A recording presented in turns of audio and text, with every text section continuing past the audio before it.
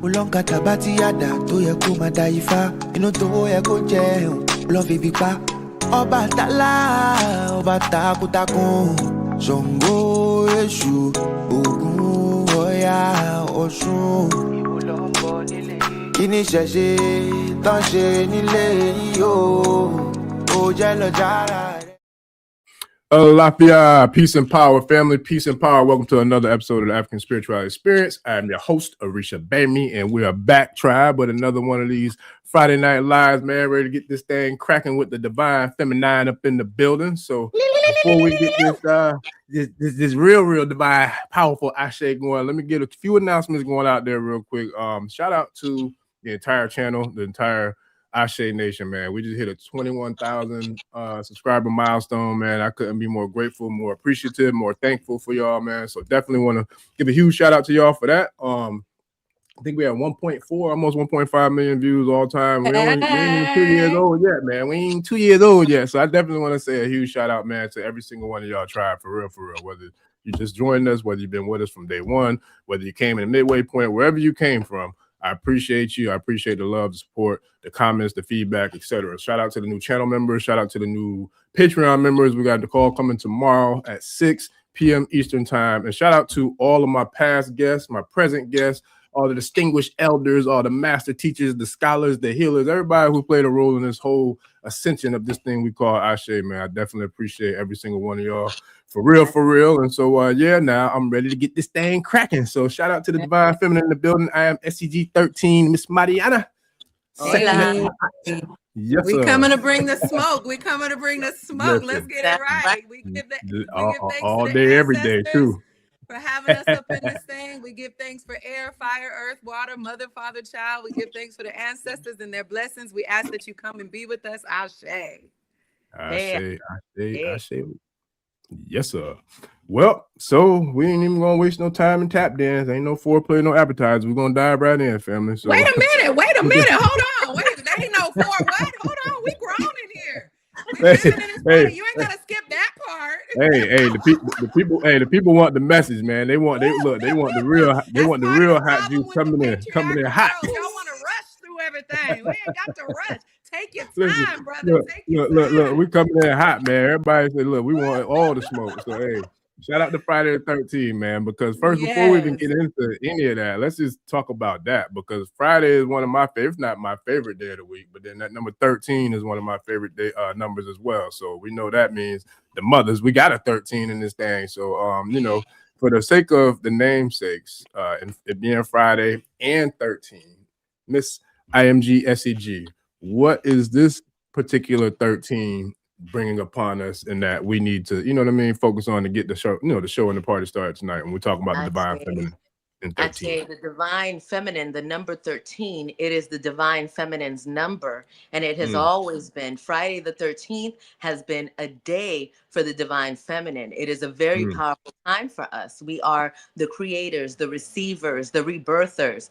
And so on this day, they made it so scary for people because for the longest time, they have been putting the divine feminine in the back burner, on the bottom of the totem pole, bottom. So Friday 13th, they wanted to make it a scary day because what better way to keep people away from the truth than to have them in fear and have them scared?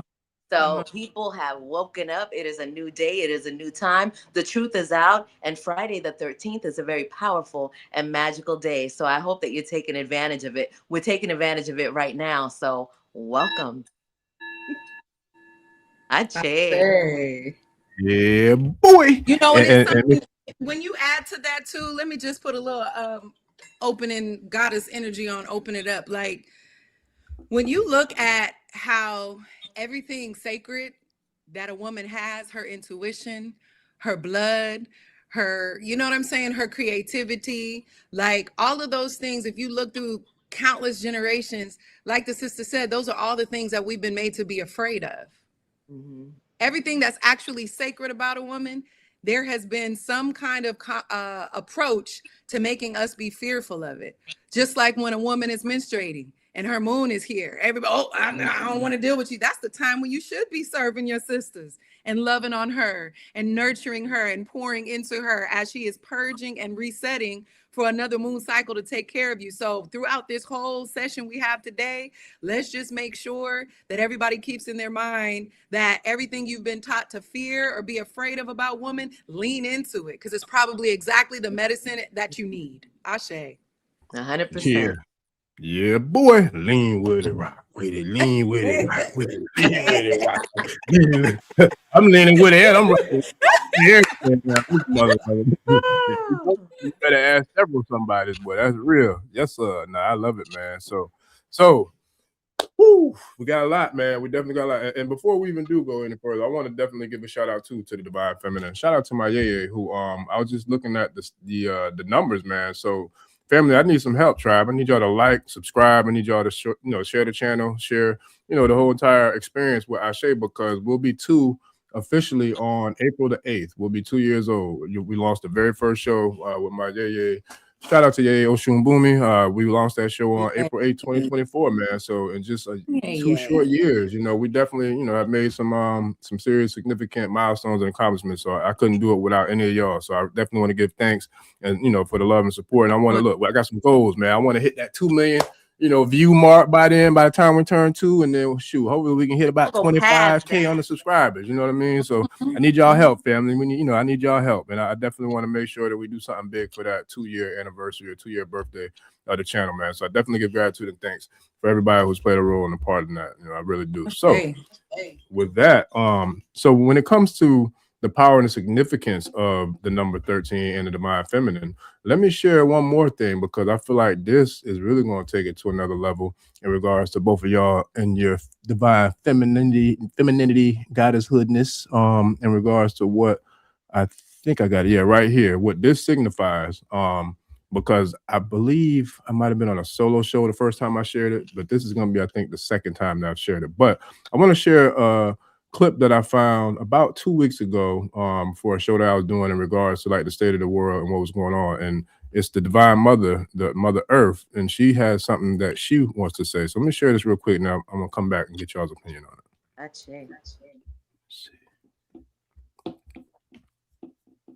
Okay, here we go. About this is I didn't even realize on the live stream last night that this is the 42nd time that this volcano has erupted. Now, mind you, we talked about the principles of Ma'at, the 42 laws of Ma'at, multiple times throughout this particular podcast, not to mention through a majority of the podcast. But then you look at the 1,300 feet of how high the lava spewed. Now, that 13 is connected to the mothers. So you talk about divine alignment. Like, this is some very, very powerful divine alignment here, family. Powerful. The laws of Ma'at, Mother Earth, the number 13, the number of the mothers. Very powerful. Okay, so now that we got the mothers here and a 13, what do y'all think about that? Because the very first entry point that we were going to go with this show was, what does the divine feminine think about war? So now we're looking at Mother Earth. We're looking at the mother, the big mama, and she's showing right there, she ain't too happy. So she has erupted in that particular volcano 42 times as of February 15th, when that one erupted. She spewed lava 1,300 feet into the night sky. So now when we're talking about the mothers, the divine feminine is number 13. It's Friday the 13th. We see Mother Earth is there with us, letting motherfuckers know, look, y'all gonna stop playing with me. What does the divine feminine have to say about these parasites that's raising war all over the planet? Go for it, sis. Go for it. Look, everything is as it should be. The thing that people were thinking that Jesus was going to come on rapture and people were going to be flying up to the sky, rapture is right now, and it is happening. And the divine feminine is being shown as being, you just have to allow for everything to happen as it should, right? And right now is the time for the rising of the divine feminine.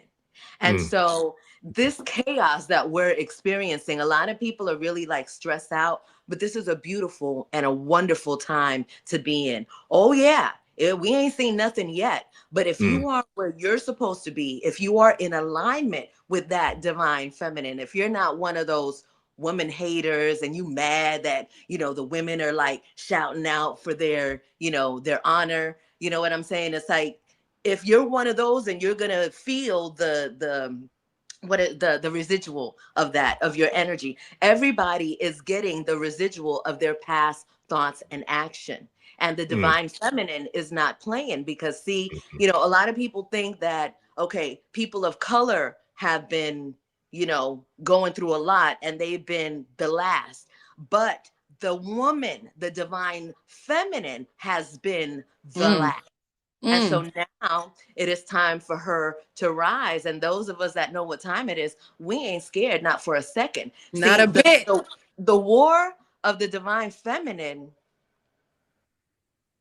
you feel me? We don't have to say nothing. Yeah.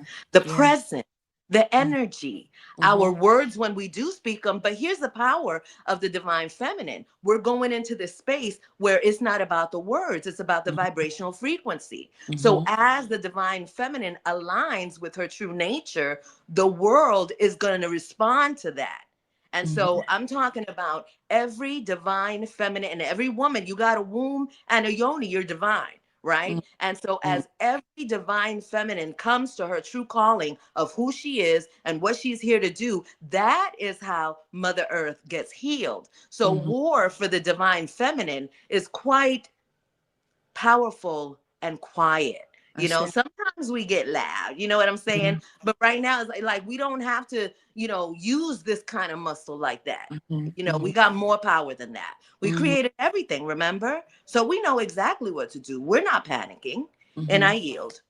I say, you know, I would say the first thing that comes to mind when you're thinking of what the divine feminine thinks about war, it's not even about what we think. It's what we feel and we know is happening.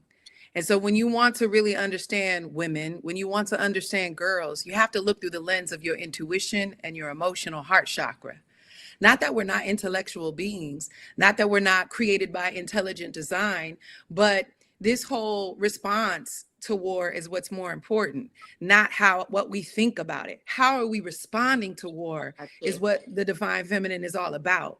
And so as you see women coming into their power, as you see us shifting this Aquarian age, like all these different things that are happening, there's going to be a different lens that people are going to have to look through when they want to consider addressing women, let alone being of exchange. You have to come a certain way now to even address me, let alone being in exchange with me. And if you don't, we are not these divine feminines where we are just going to be quiet and meek and meager.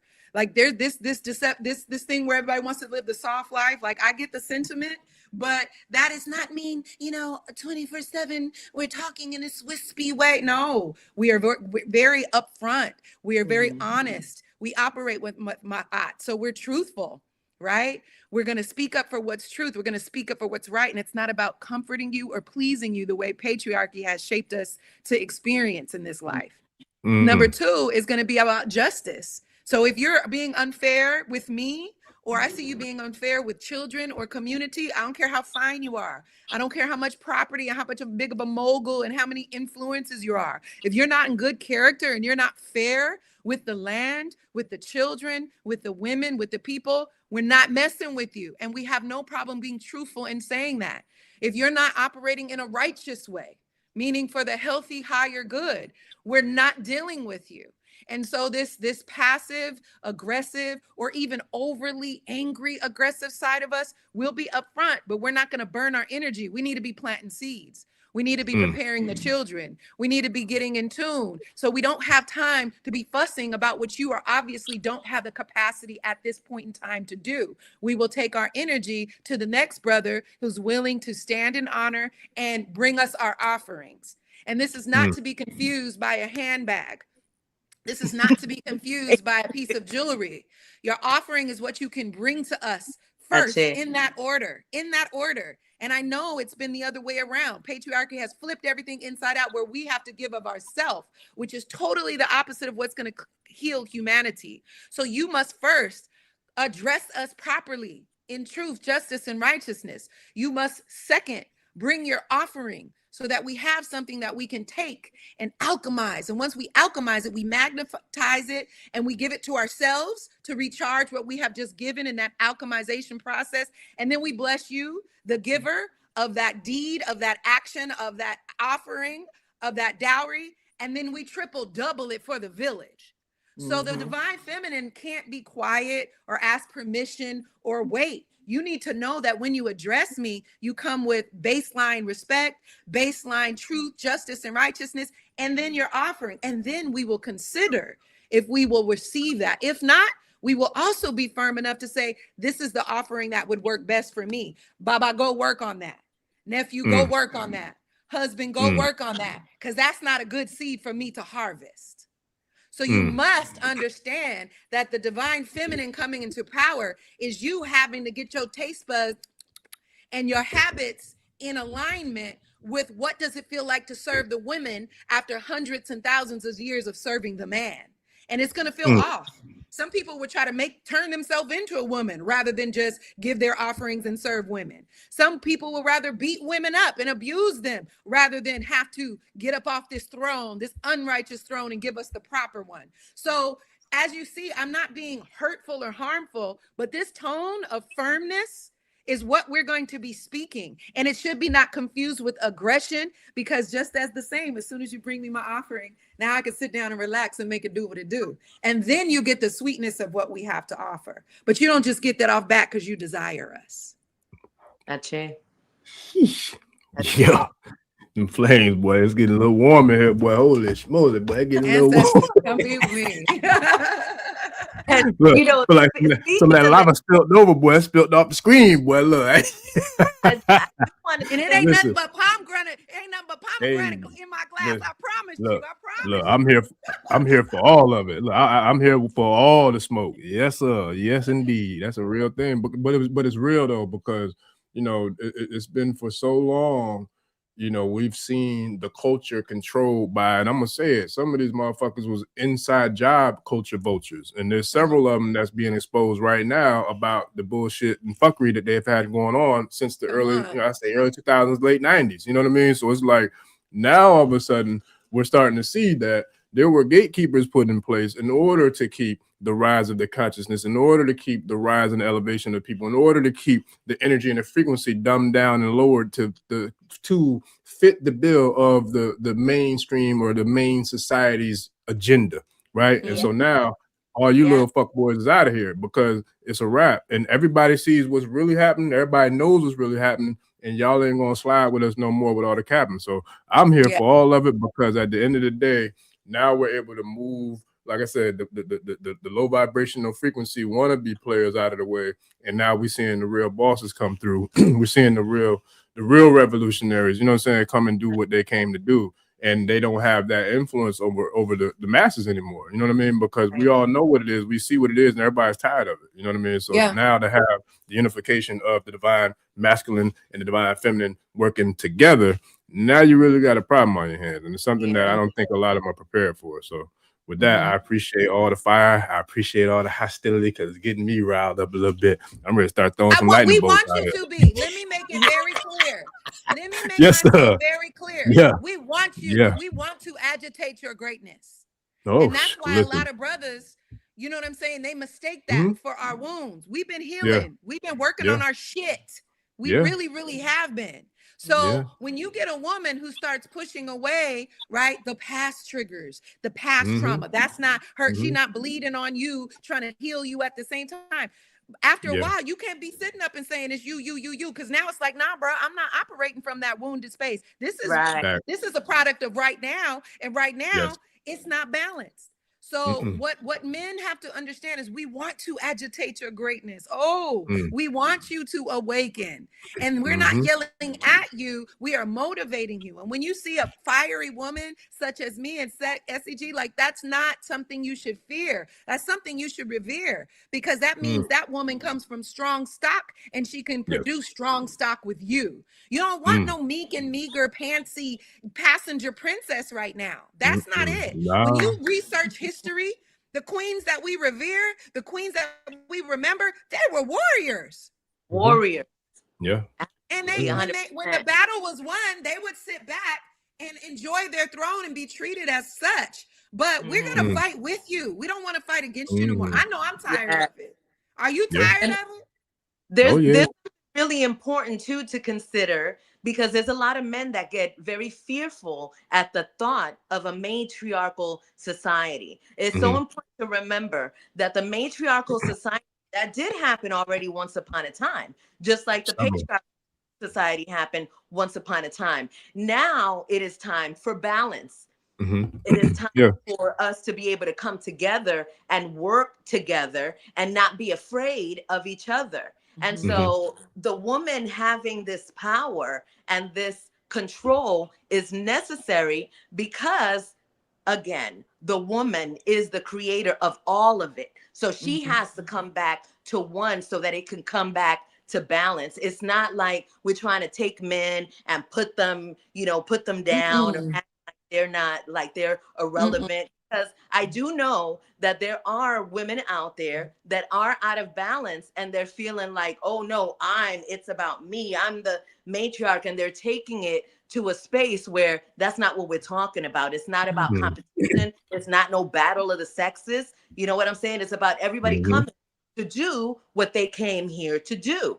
And it's so important for men to recognize that when it comes to the divine feminine, a divine feminine is not, it's not just here. It's the whole circle. It's everything. And so as Marianna was saying, when we're warriors, you got that warrior and you're doing that warrior, but it is a necessary time for the divine feminine softness, for that place of ease. And so when we get that, then we're able to do the whole thing. But when some of us are missing all of these different parts because we have to be this and we have to be that, and we haven't been taught the balance of being able to be all of it in our comfort, this is what's happening now. So women are starting to wake up to their power, and the men are starting to wake up to the women's power. But what's happening? They're getting scared. And just like Marianna was saying, either they're trying to be us now, or they're trying to beat us,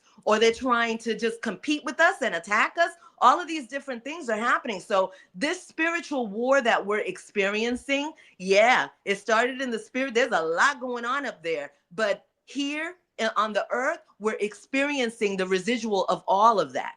So every thing that you can imagine is happening now, but it is happening for our benefit and for our healing. And I want to end with this, saying Ache and the most high gratitude to Orisha Gbemi for always bringing the matriarchs in. Orisha Stone as well. Like you gentlemen, y'all do your thing with bringing us in, because I have been doing this work for over 13 years, and ask me how many times I've been invited to talk about what I do. Yeah. So well, I'm gonna tell you, there's a difference when you're working with people who really want to bring you on and really want to build with you for the sake of building, versus trying to build into your drawers and in between your, your legs in the process. And see, that's the thing that I'm not even gonna front. It's happening on both sides. You know what I mean? It's happening definitely with the men. I'm not even gonna play with it. I know for a fact that that's how a lot of dudes move like that. You know what I mean? It's like, that's something I've never been a fan of, and that's something I'm never going to allow myself to be a part of. Because for one, as a man, as a hustler, I'm about my coins, and I'm not going to sit there and let you think you can give me a coochie coupon where I'm not going to get compensated for my services that I offer. You know what I mean? So I think I that's got something. So excited when you said a coochie coupon. I'm sorry. I've never heard that. I'm telling you, when I and I ain't never 46 years, and I ain't never heard of a coochie coupon. I want to learn about coochie coupons. Listen, when I tell you, I'm serious, man. Like for real. Like so, it's like I've lost. Well, I can say I've lost. I forfeited events because of that. You know what I mean? Like because I didn't want to. That's another story for another time. But I just say all that to say that. That's why I feel like that probably wasn't happening for the last 13 years, SCG, because it wasn't in tune with the divine alignment for the frequency to be in alignment for the work to be done versus, you know what I mean, and happening with ulterior motives. So that's the thing that, I feel like it's happening on both ends. And it's like, but I'm grateful for all the people that I've been able to work with, because like I said, on this channel, everybody is a buck with everybody, and everybody, we move in one accord in unison. And that's why I feel like the tribe resonates the way it does, because they see an authenticity. There ain't no fluff and no bullshit here. Like we here to do the work and we here to get it in. And everybody feels that, including myself. Like, I sit back and watch and just listen because I'm grateful just to sit here amongst all this greatness, like for real, for real. So it's like, I'm truly grateful for that. But I say all that to say, this is the time where it is balanced, it is equaling out, and the scales have balanced themselves like the scales of my aunt, like that Libra scale. And so now you have the divine feminine coming in and paving the way and moving everything out the way, knocking everything the fuck over, because she can do that, has done that, will do that, and will always do that. And so it's happening. And then she got some sons that's coming, that's ready to burn some shit the hell down. At the minute she says, give us the call, it's time to go, it's time to go. So now I say I it all see the that. time. I can call on my phone right now and I can have a good 20, 30 brothers on my doorstep that would be ready to take heads for me. Because I've been serving my community that long. And that's a flex. That's a flex. When you know that right now I could pick up the phone if I was in an emergency and I don't have to ask no questions, no nothing, it be done. That's the way we have to be served. That's we can't, everybody can't be our baby daddy. Some people got to be our brothers and our business partners and our bodyguards. You know what I'm saying? So I just had to say that, like, it's a good feeling to see that brothers like yourself are ushering us in a proper way. Right? Because we can be, sometimes, even though we are the keepers of intuition, we be fussing about time. Because the way our bodies work, look, shit need to be in order now, right now. And I will knock stuff over to get it done. You're not going to protect my baby, then you're going to get mushed and I'm going to protect my baby. You're not going to make this food move over because you don't know how to season it right. I'm going to make this food. That's just in our nature. So when you step to us and you protect us and you say you're going to do something for us, you got to do it for real and right. Because we have zero tolerance. So when you look at that volcano, right, that's red hot lava. That's not soft wind caressing the cheeks. That comes after. That comes after the lava spouts, the clouds come, the storm falls, and then the water and the ashes and everything else that comes reconstitutes that soil, and we begin again. So stop looking for us to make you feel good, right? If you're not going to protect us and do those things. So that's what that volcano and this wild, strong energy, it's literally got to shake people awake. And the politics are waking people up now. Even you ain't got to be the deepest conspiracy theorist these days. You could be the average Joe. This stuff we talking about, they used to call us a cult, right? And we conspiracy theorists. Now the average everyday person is talking about these things because they feel it. And Mother Earth and feminine energy makes you feel it. So we got to really understand the importance of our mental health and our emotional hygiene right now. Because as things are getting shaken up, as now you start to feel the way we've been feeling, the way the earth has been feeling, you got to make sure your scruples are tight. You got to make sure your heart is right. Because a lot of people ain't going to make it through this shaking and recalibration. Some people are literally going to fall apart and crumble to the ground. They're gonna fall apart and crumble to the ground. And we can't be sitting up worrying about them. Either you on and you're doing your work and you're bringing to the village, or you're not. And it's gonna hurt a lot of people's feelings. It's gonna make people shaken up. But that's why the best thing you can do is protect us. The best thing that you could do right now for a woman, if you can't do nothing, is protect them. And allow the other brothers and sisters that have different services to do that. But it don't take nothing to protect somebody. You can't be a coward. And it's a lot of cowards. So as brothers start to build their confidence and their belief in their power, they can better protect us. We can better nurture you. And then we can all be grounded while this big recalibration happens. That's facts. No, I love it. And whew, we lighten it up now, man. Even the tribe going heavy with it. But let me ask y'all this, because this is something that I feel like plays a major role on both sides, the feminine and the masculine, in regards to the unification of, healthy, prosperous, longevity, having relationships and unions. Is how significant is the process of healing, and when it comes to the ability to unify both the masculine, the divine masculine and divine feminine together? Because if one is in one situation, a category in regards to their mental, spiritual, physical, psychological health, and then another is in another, situation or another area, like, how does that work? Can the two coexist and orbit in the same atmosphere, or does something have to happen for the calibration to, calibrate to kind of bring them to a equal, or I should say at least a surface that is kind of compatible in regards to the level of healing and inner work and shadow work that's been done. Get them, sis. That's so interesting that you would say that, because in the world right now, we are experiencing the residual a lot of all of the jacked up relationships between men and women. Because, you know, when we're young, it don't matter what nobody says. It's all about sexual attraction. It's all about, oh, he looked good. She looked good. I'm going to get that.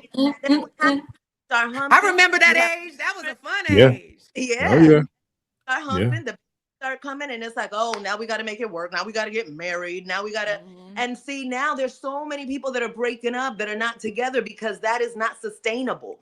Two people that are unhealed, trying to have a long, fortified future, that's never going to help unless they are both deciding to go through the process of that healing constantly and consistently. And so what's happening in the world now is everybody needs help. Everybody needs a whole recalibration, a whole mental focus and mental wellness, which will take me to what Marianna does for the community here in Sacramento. There is every single month, there is a women's wellness for mental health that happens every single month. It happens for men as well, but he's not here right now. I chat to you, brother. Right now, we're talking about the divine feminine and what she's doing. And so that is the beginning. Those are the beginning steps for everyone. Now, these wellness sessions that are happening every month, it's not just for older women or young, it's for grown women, young women. She inspires people to bring your daughters, bring your sisters, bring whoever, because we all need it. And being the matriarch, you got to have your shit right if you want to attract that rightness, because your vibrational frequency is attracting everything that you are, everything that you don't talk about. You don't have to talk about it. It's your vibrational frequency in your subconscious thought. It is creating everything in your world. And so a lot of people kind of get, you know, might not agree with me on this, but the world is the way that it is because of the imbalance in the woman. You know what I'm saying? It's like we made the men be what they are. And I know you don't like that. You don't like to hear that. But because there are divine feminine women here now, it is important for us to check each other. And I'm going to say this. So there's something that you talked about, Orisha Gbemi, about why you had to cancel some situations. We're not going to get into the depths of that. But there are women in our society that take this divine label of the divine feminine, and they think that everything that they say is law. They can come up, they can touch a man, they can grab on him, they can be sexy to him, they could, you know, do whatever they want. And it's cool because I'm the woman, I could do that. Come over here and let me show you what I could do. You know, constantly giving this energy to the divine masculine. Right. And so we're teaching them. This is what we're teaching. This is how I want you to do me. And this is what I'm showing you. So how else are they learning? Even when we talk about the pornography and all of these things, or pornography, I guess we got to say. But all of these things, it's like the mother has made it so that it can be the way that it is. All of the time that you stood quiet and you have not spoken when your daughters have been hurt, when your sisters have been hurt, all of the time that you shushed your children and said, no, don't say that about this person or that person. That's the mother doing the training. This is what she's showing. It's okay to have secrets. It's okay to give your body up if you're getting something like cash in return. You know what I'm saying? So it's like, yes, we're saying it's a wonderful thing, the divine feminine, but now we're going to keep it real too, because we need to check ourselves and we need to check our sisters about what we've been doing in the world. I got it. I'm sorry. Go ahead. On that part where you asked about, you know, how to go about the healing, right? I think there's been some movements going on.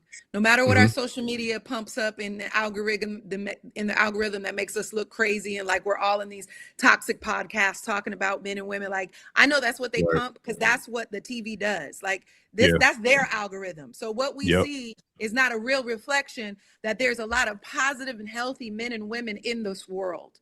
There's a lot of positive and healthy brothers and sisters in this world. They're not going to show that.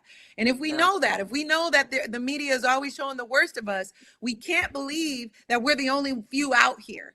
There's a lot of us. And so part of the healing is making sure that, yes, just like the Men's Wellness Fellowship, right? The brothers meet in Sacramento and in Oakland.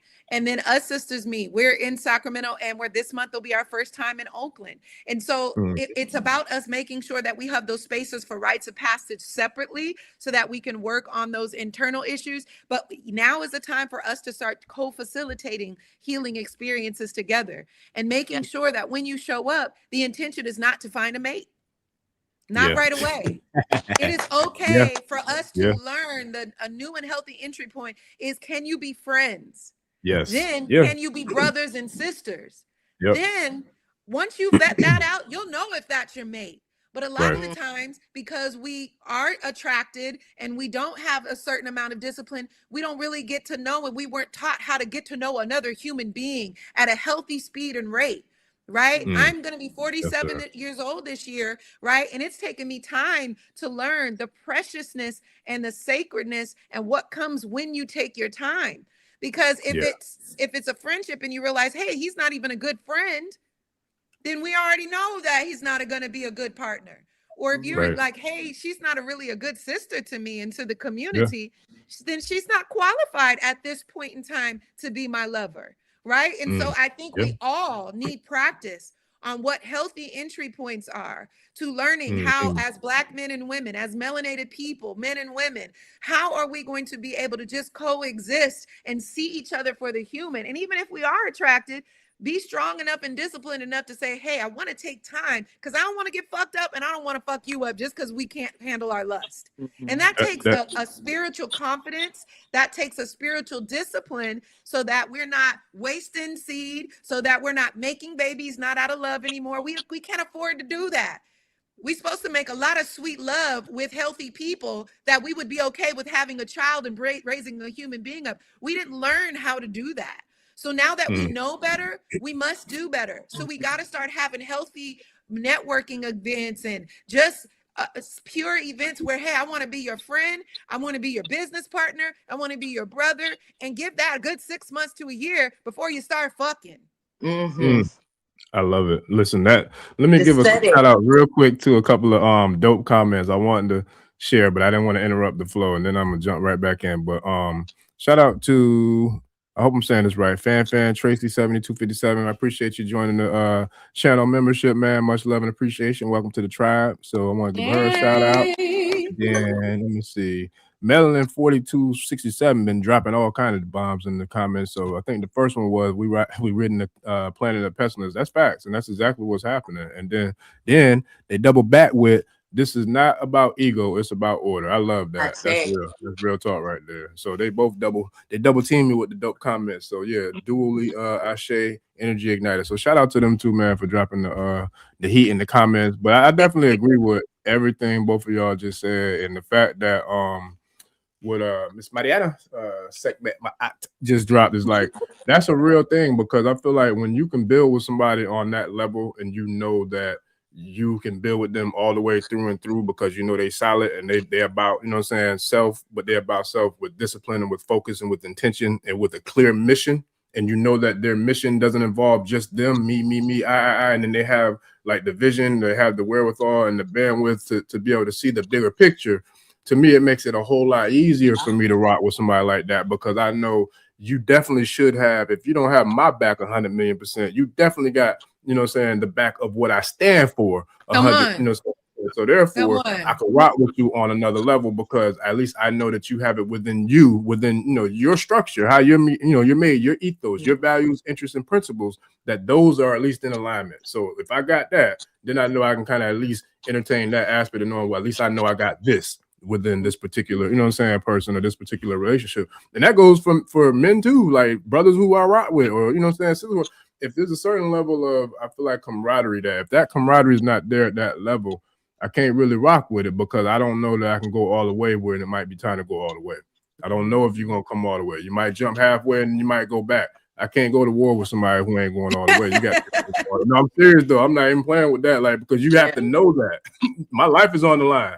You know what I mean? Or if not, Yeah. people, we're looking at the whole tribe now. So this is a real thing. And there's a lot of people who play the role or play the position, but they really ain't about that life. And somebody left a comment the other day about tired of hearing people talking about this and talking about that, but not doing anything. And I respectfully asked them, please speak on what you know, because you don't know what everybody, you know what I mean? Or I don't know tell what me what everybody the hell don't you want to know. doing. What you doing? But Tell you me know what I'm saying? But I know what I am doing, and I know where I'm willing to go with it. So please just speak on that part. You know what I mean? Know what? Anybody that says something like that, a comment like that, that means they ain't doing nothing, right? Because they would at least be able to speak of themselves and say, well, this is what I do and this is my cause and you could be a part of it. But you know, a good way to vet through partnership, because I know like we're talking about this and it can turn into something where it's like, nah, make it plain. Like, how do I do that? That sounds great, Miss Marianna. That sounds great, sister. Like that sounds cool. But how do you do that? What I'm learning is that the best way to take those step-by-step phases is to build something with the person.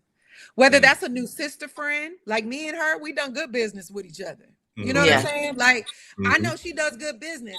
And that's a better way than just in getting into relationships off of hopes and dreams. What can we produce? She'll tell you to this day. The first time we kicked it, I was like, all right, what we doing? What we here to do? And she was like, damn, sis. I'm like, but that's what, let's get to it. Like, what we here to exchange. So I think the best way to start vetting through healthy friendships, healthy community members, healthy business opportunities, is what can we build together? That's not going to take forever to build, because people be trying to nation build and do 10-year projects. What can we do over the next 30 days that can be of exchange or service to each other?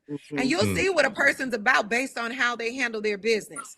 You'll see what a person's about when you both make a 50-50 commitment to build something, not something that'll break you, but something that will improve you, right? So if you know, like, oh, we said we was going to do this little project, it came out cool, we made, a rack off of it, a little pocket change off of it, what you want to build together next. Then okay, that sister, she did her 3 things on her to-do list, I did mine. Hey, I kind of like her. Let's move on to the next project. But sometimes we jump into relationships just all head in because it look good, smell good, taste good, sound good. And I've been there. I'm not speaking from a space of unlived experience, right? But the attraction or the desire or the dream is there, but the vetting process to see if those chords come together, right? If those seasons blend in a graceful way. Like, that is how sometimes we mess around and be like, man, one thing that would have helped me is if I just took my damn time. If I took my time, I would have solved the signs. I would have saw where the malfunctions are, where the growth is, where the opportunity is. And I might not have messed around and, did A, B, and C with you. So I want to do more facilitations and things like this where brothers and sisters could really come around. Because I have beautiful relationships with people in my life that are strictly brotherly, sisterly. And I'm like, man, I'm so glad I have you in my life. And that wasn't ruined in that way. Or even if it is a later on in life decision, it's because it's from a pure space. So it's just really important that we learn how to be friends. We know how to protect each other. We know how to do business and nation build. Once we start doing that, we'll know who our partners and mates are. I think that will come, and we won't prematurely make decisions that may unintentionally harm ourselves. There's one important thing that has to happen, though, before we even get to that point of collaborating with other people. You got to come to one. You got to come to yourself. You got to get to that self-mastery, knowing who you are, know thyself, because this relationship conflict that's happening, it's not just happening among men and women. Women and women, men and men, like the energy that's happening now of jealousy, inconsistency, all of these different things, they're happening globally. It's not male or female. Yeah. And so in order for us to come together as a community, we have to come together with ourselves and be one. Because one of the things that's really important is that people have this idea that they have to get everything from out there. And this person is going to help me. So I'm going to, something that Marianna said kind of stung me, which is that whole thing of we see people and it's like, oh, let me get with them because I know they can help me with da da da da da. You know what I'm saying? It's like, I think we've all been there. And then you realize, do I really want to fuck with this person like at all? You know what I'm saying? Because a lot of people, they see somebody like with money, right? And they're just like, okay, I get to the bag, so I'm gonna do whatever I need to do. And they're not recognizing that when you are one with yourself and you recognize yourself, you recognize that you are the money, an infinite being, and you liquidate your assets through your gifts and talents. And you have to get to that point of knowing that, because it's scary to not know it. You know what I'm saying? When you don't know who you are, that's when you succumb to fear. That's when you're like, oh, well, I can't do nothing else. So let me go ahead and go to this club. You know what I'm saying? I can't do nothing else. So let me go ahead and take this stash to another country. You know what I'm saying? We start thinking really on the sense of, no, but we have to survive. So in that space of we have to survive, we make everything okay. You know, just like in this society, we think that being Beyonce, oh no, that's great because she got her money. It don't matter. It doesn't matter that she's completely sold out. And I don't care what you say. I'm getting my money. I'm getting money. That's all that you and we need. make that okay. But what is that money gonna do when there ain't no such thing no more, or the dollar gets crashed to this nuclear, a potential nuclear war? That's where it comes back to knowing thyself and knowing who and what you are. Because this is definitely, we're in the process of the reset, as both of you have definitely stated. So we're seeing, Mother Earth herself cleanse herself and rid herself. A shout out to the tribe for saying of the parasites. So when that happens, this whole structure and this whole construct that we all have been born and raised in and lived all of our lives in is done. It's a wrap. So then what are you going to do? Who is going to be the ones who are prepared to build the new civilization? Because this one's dead. It's a wrap. We're all watching it right before our very eyes. So now, who do we rely on? Who's saying that? So who can I run to? Who can escape into that? Who you gonna run to? You know what I'm saying? Like, no, go ahead. My vocals ain't all the way right. I was gonna try to chime in, but I ain't drinking green tea. Who can I run to? Yeah, who you gonna run to though? That's real. Like, you can't. I feel like I can't trust nobody, and I can trust me.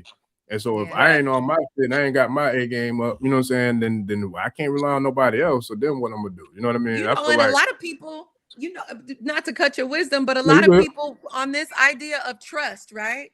A lot of people run around and say they got trust issues, but really what they're saying is, I don't trust myself. Let me break it down. Let me really break it down, right? A lot of people might be able to refer to something in their past, in their trauma, right, that broke their trust. That's legitimate stuff, right? But when that becomes your identity forever, what it is you have said you don't know how to trust yourself and your own decision making and your own discernment, whether or not, if you engage with the person, you don't know how to have a good judge of character to be able to admit whether or not you can trust your decision on if you're going to deal with them or not.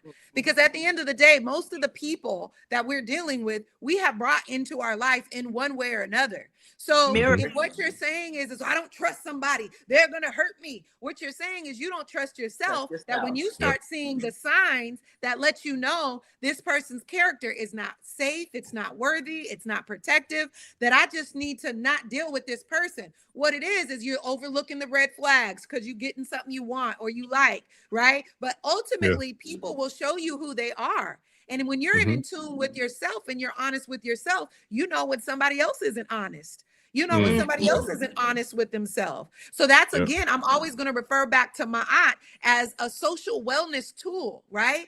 I always teach from the first three principles, because the first three principles in that order, truth, justice, and righteousness, beget and cultivate balance, harmony, reciprocity, order. It can't happen out of order.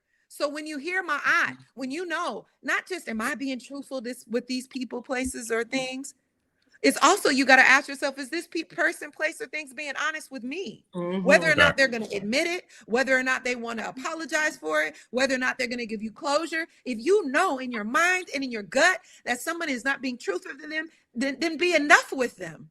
If you know justice, if someone's not being fair with them, it's not all about, I'm always fair with everybody else. Yeah, that's the first step. But if you know that people, or organization, or group, a person isn't fair to you, enough. Righteousness. If a person is unhealthy, always doing unhealthy things, and because you're so busy loving them unconditionally and, willing to want to be their ride or die, but their lifestyle is not safe or healthy, enough. That's it. Not do that, because if we don't honor those first three things, am I being truthful to you? Are you be truthful to me? Am I being just to you? Are you being just to me? Am I being righteous to you? Are you being righteous and healthy to me? If we can't get past those 3 boxes, there is no balance. There is no harmony. There is no reciprocity. There is no order. None. Yeah. Right? So as we are making decisions on relationships, on business, on decisions that we have to make, we go through that filter. Am I being honest with them? Are they being honest with me? Well, I know I'm being honest, but I know this motherfucker ain't being honest. I got to cut this business exchange. Yeah. Right? Yeah. Am I doing all the things I'm supposed to do for this boo? And am I showing up and being present? And am I being safe? And I'm being attentive? But boo ain't really doing that out of her natural will. You know, I'm having to coax that out of her. That ain't fair. Go on and get rid of boo. Right? Yes, sir. Am I serving this organization, and am I being righteous and being healthy, but everybody is back here doing something other than when we preach to the community? Nah, we can't deal with that. That's not righteous. So that's how we use that compass of Ma'at. And I think sometimes, you know, we see her and, you know, the idea of her and the story of her and the theory of her, right? But she really is a social tool practice. Yes. And we have to ingrain that. And so the divine feminine right now, what she is doing is she is being willing to fight either with her fist, with her silence, with her meditation, with her prayer, with her gardening, with her meditation, all these different ways that we are showing up. We are returning to the ancient medicines that we know is going to be required to restore this planet and bring it to a balance. It ain't going to be pretty, but it's going to be worth it. I know that's right. Yeah, look, I love it. And real quick, shout out to Roger Williams, 6878 is being an accountability partner out. Hell no, it ain't outdated. I feel like that's going to be required. Let me know. All the time in the universe. Because look, I definitely need accountability. You know what I mean? Because look, if you don't have somebody that's going to hold you accountable, you'll easily let yourself quit. You'll easily let yourself, you know what I'm saying, slack. You'll easily let yourself fall off, underperform. You know what I mean? There's so many different things. I feel like if you don't have nobody who is going to snatch you by the collar and keep it a buck with you, you're going to have some problems. And look, but you know what? I think we got to do work in that accountability area. Yeah. Well, but I was just about to say my thing is, but sometimes we be punitive to people and we be doing folks mean because we trying to teach them something. So I think we do have to learn accountability, but I think we have to have a little bit more practice on how do we go about holding people accountable. Because, you know, sometimes, not saying you, Bimmy, but I'm just saying some people will be so cutthroat and it's like, damn, right? I'm okay. This is the first time. Let me soak it in. Let me own it. It takes a minute to own your shit, right? By the way, buy my book. It's a workbook called Own Your Shit, right? It takes a lot when somebody smacks you over the face and you like, ugh, I'm selfish. I'm irresponsible. I procrastinate. I'm depressing, right? Like it's hard when somebody wakes you up. So I think like our ancestors and our elders say, not everybody's alarm clock goes off at the same time. No, nobody. So with that being said, if you're going to shake somebody out their sleep, I don't like being woken up in a rush. So all I'm saying is hold me accountable, but be kind and loving when you do it, at least the first time. If I don't get it the second and the third time, you can strike me out, right? But I think sometimes the conscious community, right, we have low patience as if we were not once in the dark. Right. Sometimes the conscious community wants to slap you over the head with the truth so hard that it's like, dang, the truth gotta hurt. Actually, it doesn't. I love speaking the truth with honey. I will say with some cayenne too, but ultimately I'd love to speak from a very soft and generous and calm and regulated manner, right? I elevate my voice when the passion comes, but ultimately the truth doesn't have to be brutal. Honesty doesn't have to be brutal. Honesty just needs to be present. It just needs to be present and it needs to be firm. That's it. And I'm gonna tell you, and everything you said is so real, because where I was going is that I am my biggest critic and hardest accountability person to be accountable for. Like I know for a fact I might go hard on certain people in certain instances and situations. I know I do, but I'll never go harder on somebody else than I do on myself. Period. That's right. Because I just know who and what I am, and I know how those voices respond to certain, you know what I'm saying, arguments when I get into them internal dialects and they be cussing each other out and moving furniture around, but I know who to listen to when, you know what I'm saying, when the righteousness comes out. But what you said is so spot on, because I had another situation this week with somebody, you know, I know trolls and bots are out there and all that. I don't take the comments and all that stuff serious. And honestly, I don't take social media serious. Like, I am who I am. I do this in real life. I don't need no fucking camera, no internet, no none of that to do what I do. I've been doing this since 2016, honestly. So in person with real mics in front of real crowds. So I just want to say that humbly, but at the same time, there's people that talk reckless, and I feel like they do that because they got, you know, them Twitter fingers, or they're on this internet and they think that that's cool. So I say all that to say that I had a situation, somebody talking greasy and, you know, making little slick comments, and I started to go in on them. I started to hit them with the boats and, you know, let the Jagoon energy deal with it. But I was like, nah, Spirit kind of calmed me down. And literally I heard the same exact sentiments you just shared within what you just said in your last, you know, with your last presentation of the word. So it's like, I let Spirit guide me, and I went focused on or be guided by the healing aspect of communication. And so I sat there and I read the message, and I read it like 3 or 4 times, and I internalized it. And then I gave them a divine, you know what I'm saying, consultation from Spirit, you know, to let them know, hey, if you here doing this for this reason, Spirit's telling me you should be doing other things. And I really just gave it to them. And I did it sincerely, because it's easy to do, you know, going aside somebody's head, especially if they come at you first. But I feel like to lead by example, you got to also know how, you know what I'm saying, to use the velvet glove and not always the iron fist. I've always been an iron fist person, you know what I mean? But I give gratitude and thanks to healing and growth. And I got a whole lot more to go. First and foremost, I ain't perfect, never gonna be, but I'm grateful for the healing. I'm serious though, because a lot of people try to put themselves on pedestals. That's something I take pride in not doing. So I know I got a whole lot more to go, but I'm grateful for where I've come from, because I know before it was nothing but the iron fist. So now I'm grateful to have the emotional intelligence to decipher a moment and figure out when to use the velvet glove versus always going to the iron fist. And I feel like we have to do that within ourselves as well, because once we learn how to do that within ourselves, we can then uplift ourselves and empower ourselves without needing no validation or no pat on the back from somebody outside. You know what I mean? So that's where I give gratitude and thanks to you sharing that, you know, those words, because it resonated within me, something that just took place this week with not going upside somebody's head. And, you know, I said, ooh, I'm glad your head. you Said, upside your head. Hey, I said, ooh, upside your head. Yes, you man. almost got him. You was about to get Man, catch a case listen. out here. You look, we ain't got no bail money for you, so you better watch it. What's really interesting about that too, and I like that you said that, Orisha Gbemi, because that's what's big for me, is that accountability. When you get an accountability partner, and I think that's great if you want to get an accountability partner. I guess for me, I'm just in the stage of my life where I too am my own accountability partner, because you have to know when nobody's watching, when nobody's looking, what are you doing? You know what I mean? I know for me, being an entrepreneur, being a person that's on my own, there's certain things that I want in life.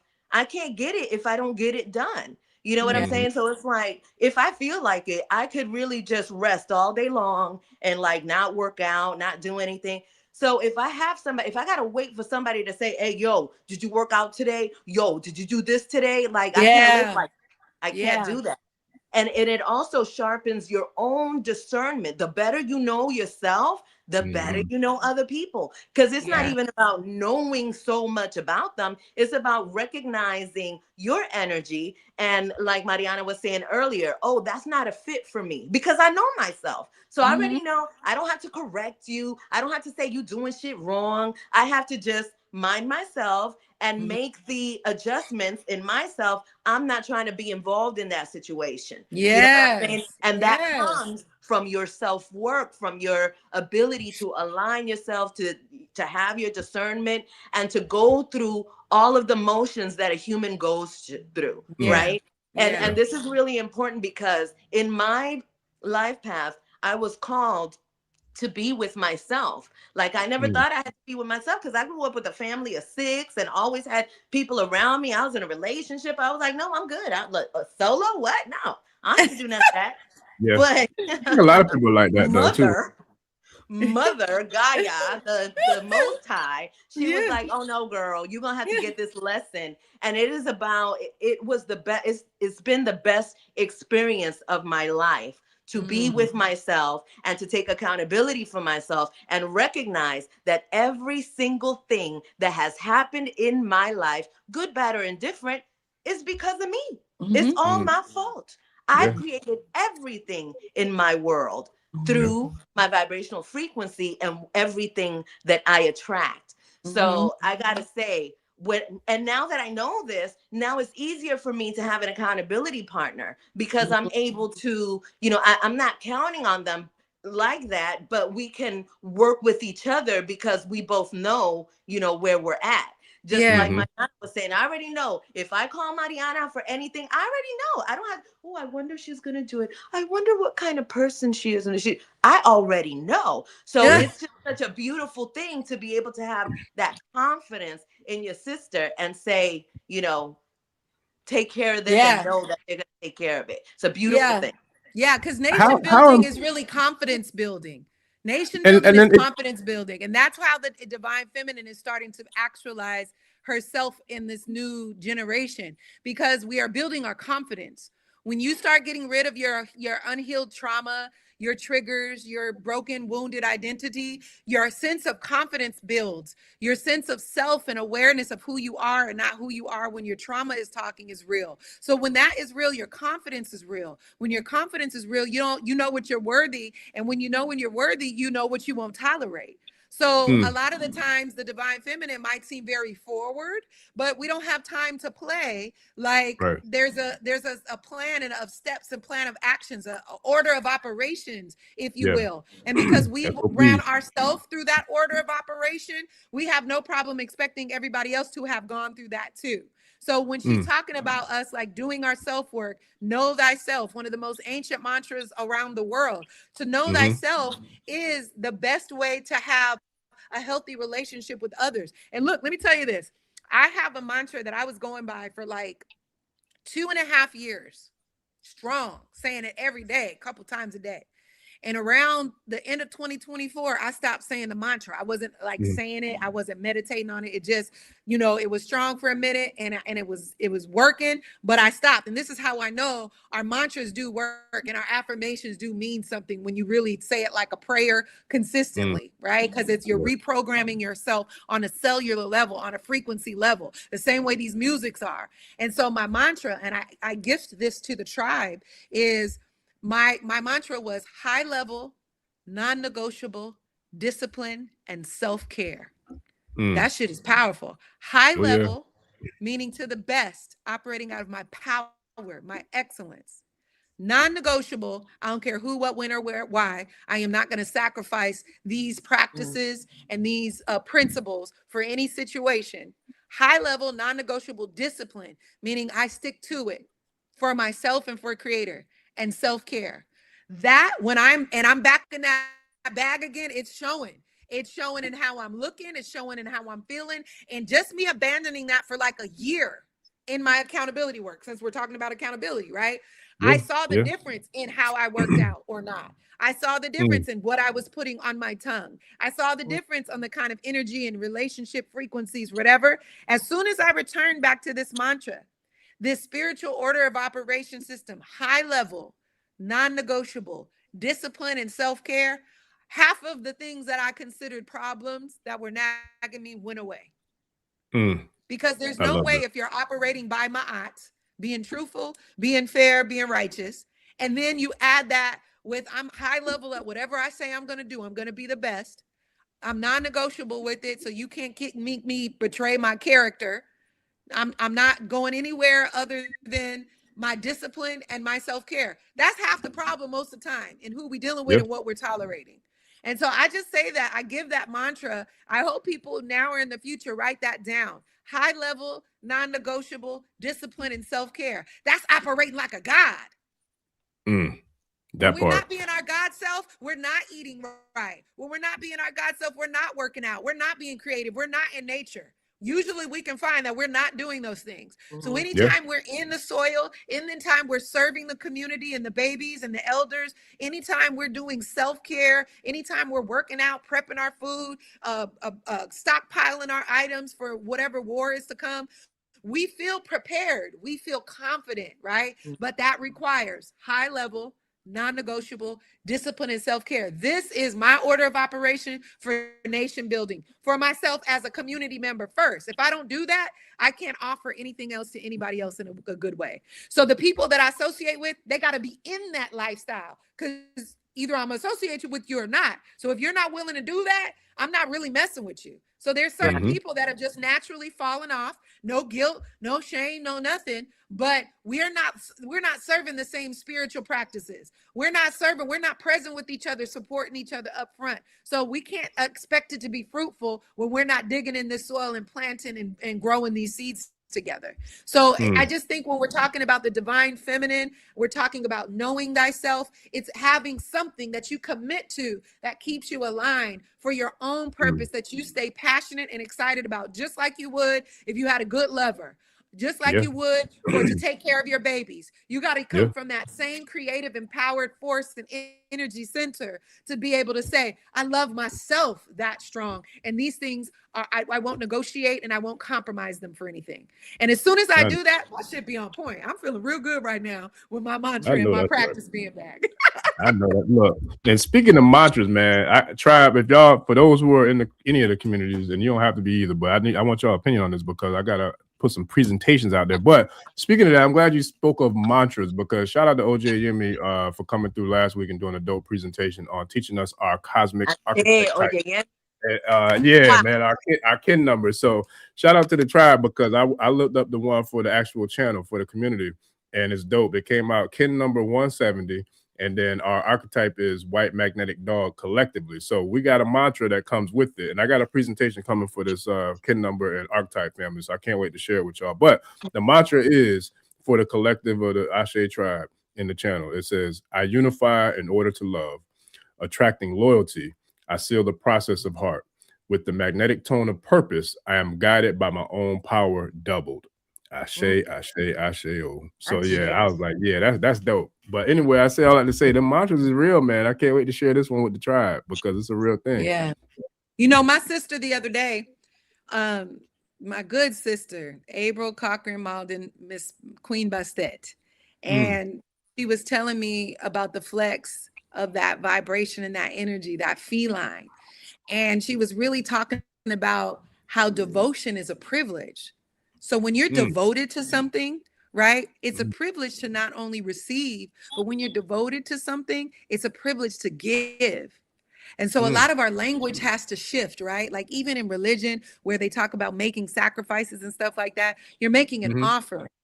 You're making an offering. You're not at loss because you've abundantly have to give to the spirit, to the community, to your lover, to your whatever. Like you're operating at this healthy space to where you are abundant in your energy. So you have extra give. You're healthy and strong so you can be physically present with the people that you love. So we're not operating from a space of deficit, and that we're not sacrificing. We're operating from a space of abundance, which means we have an overflow and we have it to share. I think that's really important to understand when you want to serve and be in partnership with the divine feminine. We're not trying to punk you just to serve us first. We're just trying to get to that divine order of alchemy, right? Of just like the earth. The earth has soil, but you have to put at least one seed in it. And then she will do what she do. And then you'll get multiple pieces of fruit with hundreds of seeds in it. That's just the natural order of things. So as you are shedding your patriarchy, for us brothers and us sisters who believe in a lot of the power dynamic structures of patriarchy, understand that we're not asking you to sacrifice your freedom. We're not asking you to give us blind trust. You should never give your love and devotion to a woman who is not upright in her character, in her heart, and there to love, and not someone who's going to take from you. We're not talking about those women. We're talking about the women who you know are operating as children of God, who you know are fighting the battle to stay as pure as possible, who you know need your service. When you give them that one seed, you will be taken care of. And you have to have faith in that. The same way you have had faith in a man who has been doing horribly on how they're managing the planet.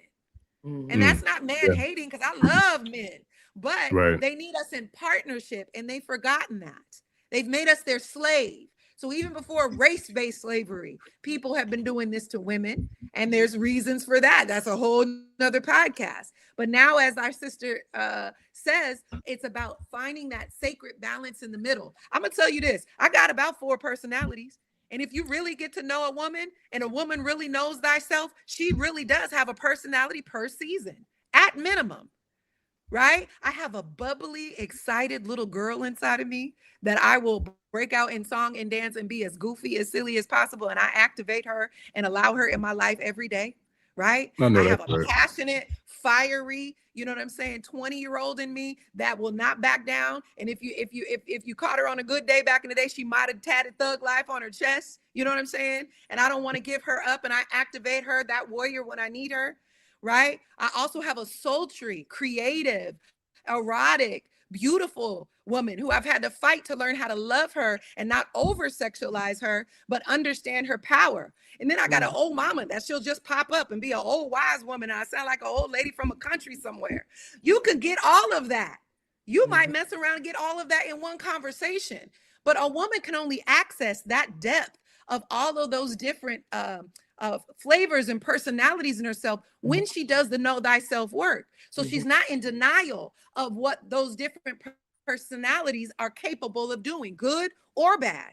So I know how I could be a mischievous little sneaky little girl if I'm not careful. I have to know thyself in that stage and not allow her to operate anything less than a child of God, right? I got to know that little sassy, little loudmouth warrior 20-year-old that when she gets to talking, to make sure I don't chop off my whole own head with the machete with my passion. I also got to check the sultry one, because she'll get me in some mischief that I don't need to be dealing with, and people I don't need to be dealing with at all. And I also got to know the power of Big Mama when she shows up, that I'm graceful and I'm wise and I'm making sure to give the nurturing necessary. When I work with all those in tandem, I surprise myself. So that's all we're trying to do, is get to know all those little sacred geometrical patterns and pieces inside of our flow. And when you support a woman doing that, what she becomes and the royalty that she exudes and the confidence and empowerment that she has, you get blessed with all of that. So understand that when we're doing this healing work and we're screaming about knowing thyself and we're asking for honor, we're asking you to honor all those aspects that we are, as we are learning how to honor all of those aspects that we are. And then you can do the same for yourself, brothers, so we can get to some nation building. And that is really what we're talking about today. That's facts. Yes, sir. And one of the questions I had before we go to the next level, or the next page of this conversation, is how and I would love to hear y'all's opinion, because I know both of y'all have worked with a lot of people in a lot of different industries and a lot of different capacities, right? So how significant is it to not have ego when you're doing collective work, when you're doing group work, when you're in, you know what I'm saying, a teamwork type atmosphere? Like, for example, us three, and not just y'all, but so many other people who I've been blessed to have, you know, in my orbit, you know, to be a part of this channel, we've all worked together seamlessly. You know what I mean? Like, literally from the first time till now, you know what I mean? Like, it just works seamlessly. So, but I also know it doesn't necessarily always flow like that, you know, because of this major elephant in the room, which is ego. Where does ego come from, and why is that such a Achilles heel, you know, of us as a community and as a culture, that a lot of times you don't see great work together from great sources, from great people who have great skills or great, you know, abilities, working together in unison because of this thing called ego? Where does that come from, and how do we fix that? Go get it, sis. The ego. The ego is my friend. I love the ego. The ego is here to protect us, right? Well, it thinks it's here to protect us. But the thing about the ego, because some people say kill the ego, you cannot. It is a part of who you are. And the whole point is to have it in balance within yourself. And so when you have this ego in check, can't nobody fool with you. You're able to go and be a part of a platform, and you can listen. You can listen and hear what is being spoken. And then when it's your time to share, then you're able to share without the ego and with the enjoyment of the conversation that is flowing, you know? So it's not about getting rid of the ego, being mad at the ego. It is about being in balance. Sometimes I call my ego Conchita. She's the devil. And I and I have to say, like, this, take a seat. You know what I'm saying? But I know when it is, and you can feel it within you. Like when that ego starts to rise within you, you know what it is, because it's like this uncomfortable feeling, and you start having thoughts like, well, who do they think they are, and why am I not speaking, and why and where and are they looking at me, and what do they? That's the ego that's always showing up, because it's there around you. And if you look at it in that way and know that the ego is not the controller of you, then you're able to have a better relationship with that part of yourself. Because like Marianna said, we have a lot of different sides of our personality, and that ego hides behind a lot of those personalities. You know what I'm saying? So if you don't have it in check, then you allow the ego and the personality to take over, and you're like, oh, that wasn't me, that was Conchita, she did. You know what I'm saying? So it's like you have to have, it goes right back to your self-mastery and knowing thyself, so that you could check yourself. Marianna? So, on the ego,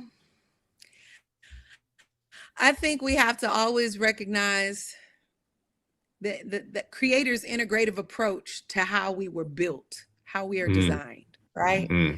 So I believe that there's a healthy part of your ego, and I think there's an unhealthy part of your ego. And so if I'm going to be forthcoming in this moment, when I'm not operating out of the healthiest part of my ego, and I start to feel it, because it is a certain energy, it begets negative thoughts or feelings or discomfort, I quickly recalibrate myself and say, where's God in the situation? I like that. Yeah. Right? So when I know that 3-letter word ego pops up, and it is not the God, goddess, celebratory,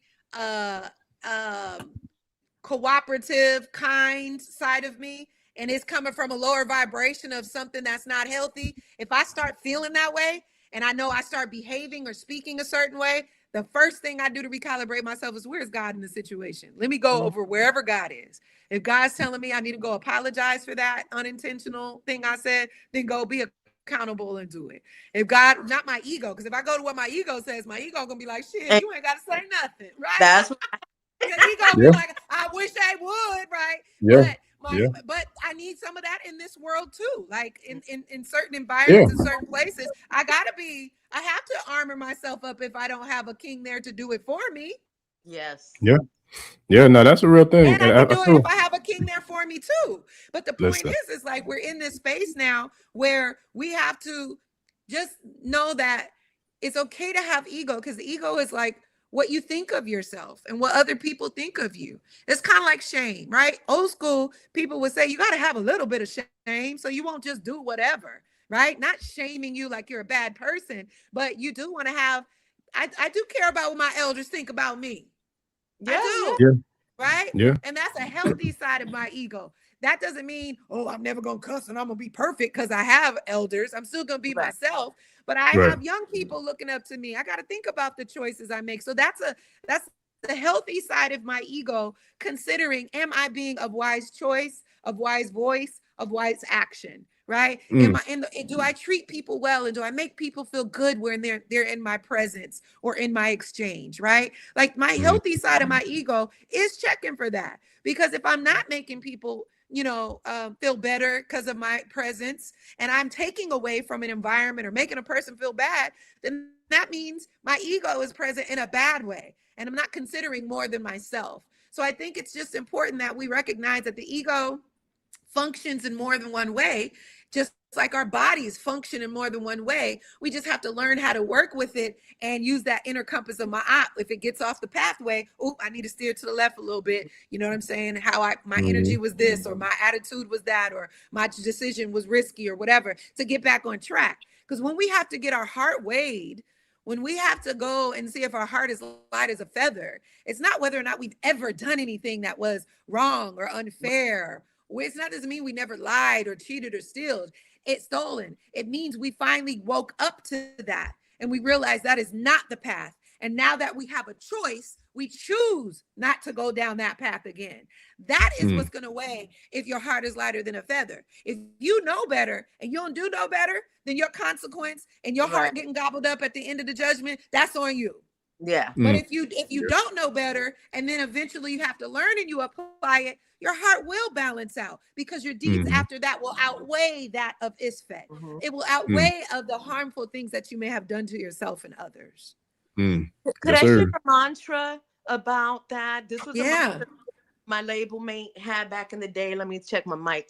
Oh, hold on. Mic Let me give check, you the highlight. Let me mic check, give you, mic check, yeah, mic give check. her the whole stage real quick. All right. Okay, y'all ready? Ready. You better check yourself Uh-oh. before you wreck yourself. Uh-oh. You better check yourself before you Uh-oh. wreck yourself. You better check yourself before you wreck yourself. Because if you don't check yourself, it's bad for your health. Yes. Yes, that's an Okay. ancient African proverb. Ancient Yes, African from the great proverb. philosopher known as Yes. O'Shea Jackson, also known as Ice That's right. Cube, hailing out of the West Yes. Coast, matter of fact, out of Cali. You know what I mean? So yeah. So we're gonna give it the great Yes. philosopher known as Yes. Cube. You know, his flowers. Nah, that's a real thing. Look, it must be nice to only have 4 voices because I probably got like 44 in this thing. Boy, I don't know what they got a lot going Those on. are the Man, main for real. characters. Those are the Oh main man, characters. they got a lot going. They get on my nerves sometimes. I'm not joking. I'm serious too. They get on my nerves sometimes, boy.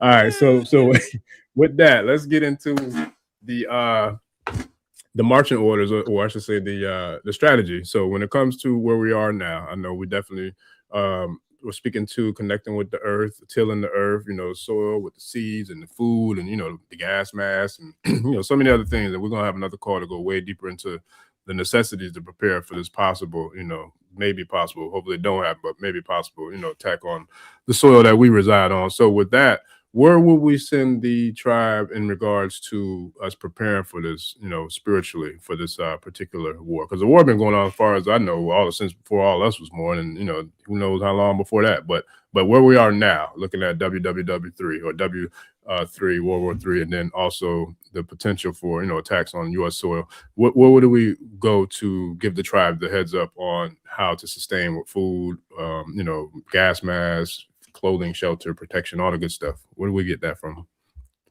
Marianna?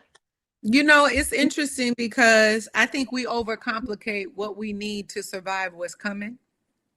And I think that if we just simply shift our mindset, like we're going to have to be camping for a while, that would shift everything.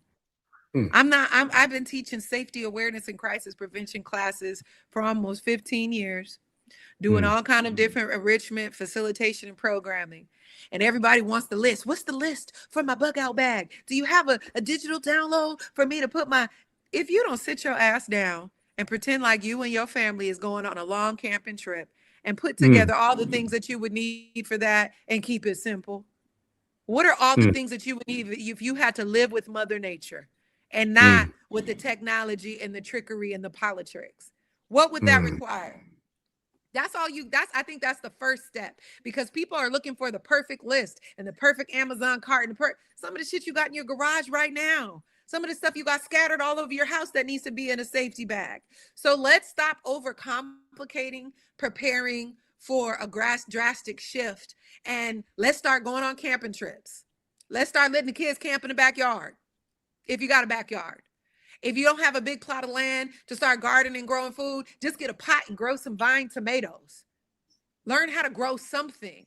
Get into nature and connect with her and learn how to live with her without needing a screen. Learn how to live with her and be with your children and have arts and crafts. Learn how to camp is an easy way to shift the mentality to learning how to survive off of the grid if you want to be extreme, or just to survive something that might break down for a week and you don't have access to electricity. Like right now, how much water do you have in your home? Ask yourself those things, but keep it simple. Right now, if you had to flee, would you have to scramble all over the house? No. Then whatever you would need, make sure you got a copy of that and a change of that in a bag.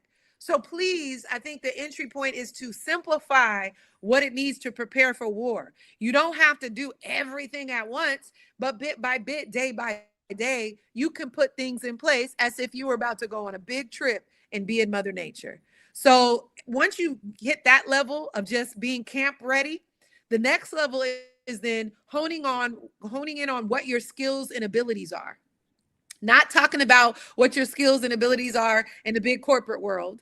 I'm talking about what your basic skills are that you know how to do that could contribute to said camp, right? With the healthy people that you decide to camp with or take care of or have take care of you. So when you start shifting that mentality, are you a forager? Oh, do you know certain plants that you should or shouldn't eat? Are you the cook? Are you the nurse? Are you the nanny? What are some of those basic tribal village instinct skill sets that you have that you either use now or you've been sleeping on and you need to sharpen up that would have you be an asset in a collective in the event that you can't depend on an institution to provide for you? Keep it simple. So in my circle, my immediate circle of that 25 to 30 people, I've been putting my green book together for a while now. All my relationships, everybody has a special superpower, a super skill that if put together on one site, we would be baseline self-sufficient. So that's what I think is the introduction. On the soft tip is to just start putting your things together as if you were going to go on a camping trip and all your basic needs are met. And then number two, sharpen that. If you a hunter or if you a shooter, you need to be, is your permits on point? Do you got your guns clean? Have you practice up? You're a little rusty and you think you got it because you got a thumper, or you are you a sharpshooter? If that's what your thing is, do it. Right? If you are a medicine mama, is your cabinet full of the herbs that are necessary if Walmart and Target ain't open to give you some white man medicine? Right? Whatever that skill set is, pour into that, because now you become an asset with something to contribute. Now you have something to barter. I think that is a light entry point and then a heavy weight approach when you want to start really doing nation building in the face of any type of threat that may come to the normal rhythm that we're accustomed to with technology and institution. And I would like to speak to the other side of that as well. I'm that person who's going to focus on myself, what I know how to do. I keep it very basic and simple. I have my water and I have my things, but I also have a thing where I am very much in the moment. I am every second of every day. That's where I am, because I had to take myself from going out to the future or being too much in the past and being in a space of fear. I didn't come to this planet to be fearful. So I don't allow for things that are not in my current reality to influence me to the way where it's going to make me feel bad. Right. So we've been talking about balance. So you have to have your things and you have to have your preparation, but you have some people that are in a situation, they're like, I got no money for extra, nothing. I have no money to prepare. I don't know what to do. When a person gets like that, they can get into a panic and it can get really bad. And so it's just really important to know that the most important thing before you even go get some water, before you get anything, you got to have yourself right. And so what I will recommend is to go outside, take your shoes off and plant your feet on that ground.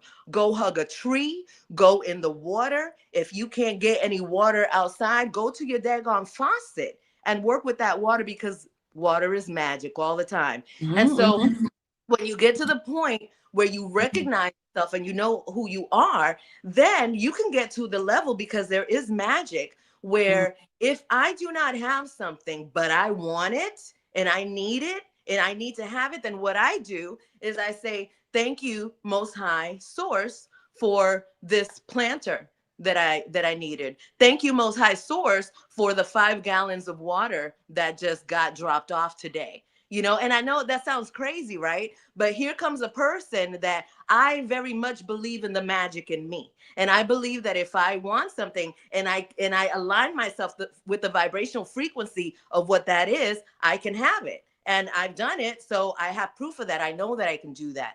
And so when it comes to things that I feel like, oh, I don't have control, I don't have this, or I don't have a way to get here, do that, then I have to get to right now. What is here now? What is here now is my breath. It is myself. It is my mind. And in this space of my wholeness, I'm going to get all of what I need. Yeah. Whether it's physical, it's going to come, it's going to show up one way or another. And I have proof that my whole life, I have manifested vehicles. I have manifested places to live. I have been in a space where it's like, I ain't got no money. This is what I used to think, right? Before I recognized that I am the money, I used to allow those ideas of finances, of that fiat notes to cripple me, right? Yeah. And so when I would think that I was broke, then everything in my life is going to be broke. And Yeah. that fear starts encouraging that energy, because I'm Right. such a powerful being. Right. So that, Most High is not saying, oh, that's not good for you. Most High is saying, oh, look, she's vibrating on this frequency really high. That must be what she wants. So let's give her some more that she's vibrating so hard. So I've had to focus on myself and bring everything that I need and desire to my life through my own energy. And this, 5 years old, this has been a life journey of this, because it was happening before I even understood what I was doing.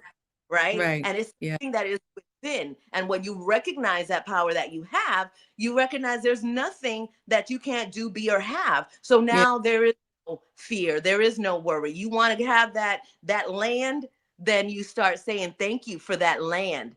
Thank you for all of the things that you desire. Know that you can align with everything that you want and start giving gratitude for it. And you watch how things will start showing up in your life. I say. And you know what's interesting?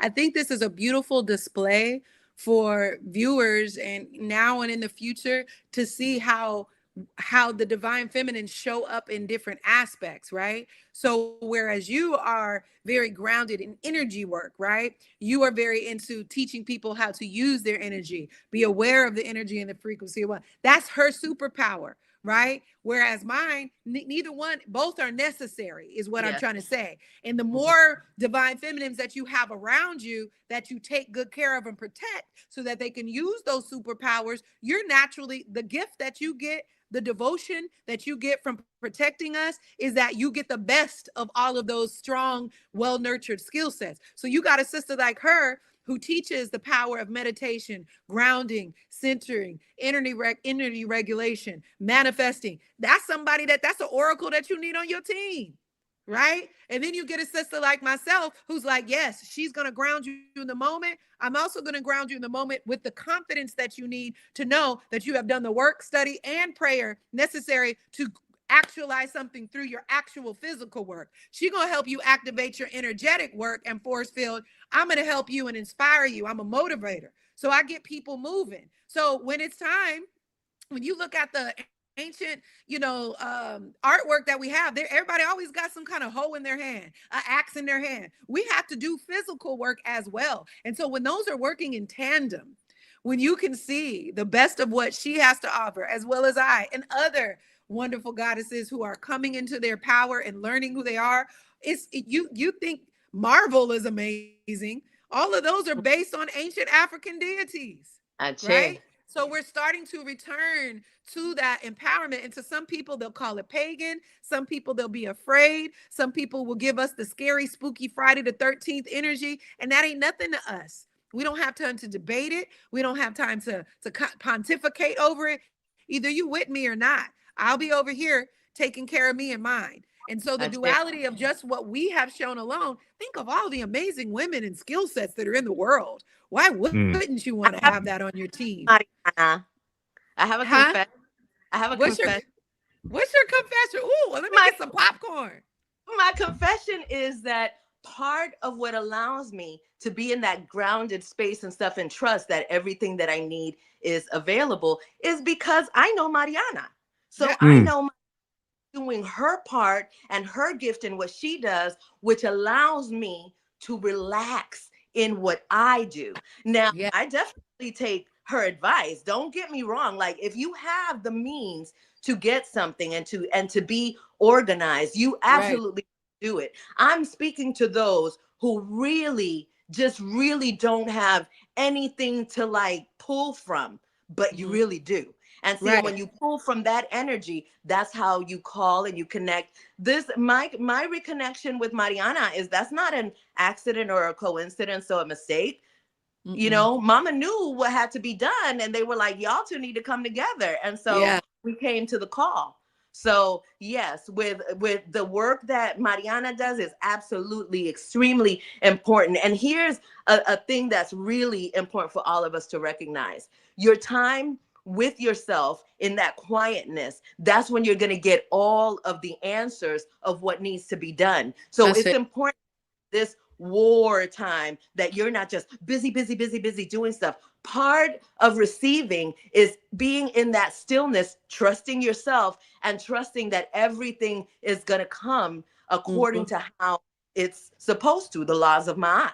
But you have yourself that time. And when you're in that time with yourself, it's not about being with yourself and being rocking. Oh, I'm so scared. What's going to happen? I don't know. Oh, Lord. Right. Jesus, Yeah. because you're creating all of that. Yes. You're planting in the soil. It's funny because when you were talking about growing food and how the seeds come out, it's like I was listening to her. I'm like, oh my gosh, that's just so magical. Because when you really think about it, you plant one seed, and that one seed give you sprout something out with hundreds of seeds, right? And now when you're doing that work, because okay, it's work, but the people that have what they call the green thumb, when they're putting their energy into the soil, that is connecting to the soul star chakra of the planet. The ancestors. You don't even girl. Look, I Right? didn't have a garden for a couple years. I was so sad. When I tell you the way you feel about crystal, sister, that's how I feel about earth. Like I'm a better person when I'm growing crops. Ache.